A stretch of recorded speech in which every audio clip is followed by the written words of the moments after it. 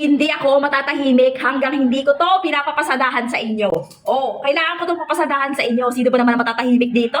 Oh, kung palalampasin mo pa, yung pinaka-appearance nito, eto kasi yung nagpalupit dito. Eto ang nagpaganda sa kanya at nagpagwapo. Mga pangga, normally kasi, dual time digital and analog, pero silicone ang strap. Eto, yung mga hinahanap na mga bossing natin before, na stainless ang strap. Eto na, dual time digital and analog, tapos stainless ang strap yan. Ayan yan. Waterproof na waterproof, may pa-backlight. Ayan yung itsura mga panggao. Napakagwapo nito. Tapos sobrang price down sila ngayon. Ngayon lang sila naka-discount sale, Ismael to. Paso yung ako daw mong lagayan para mapakita ko yung lagayan sa kanila. Okay, ito yung pinakalagayan niya. Naka-tin can ng maayos. With the libre na to mga bossing ko na adjuster. Tapos ang kagandahan sa kanya, may adjuster to. Yes, may libre.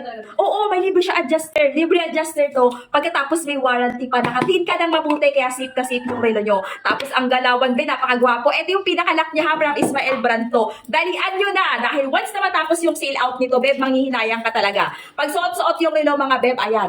Ganyan ang galawan. Panlalaki po ito ha. Sobrang bigat ng product nata. Sobrang bigat ng product natin. Nag-range na mga 200 gram yan. Pure na pure stainless steel at waterproof. Grabe beb, ang gwapo talaga ng relo natin. Sobrang gwapo. Quality. Tapos Japan quartz pa to Ismael natin. Certified na certified yung battery kaya walang worries.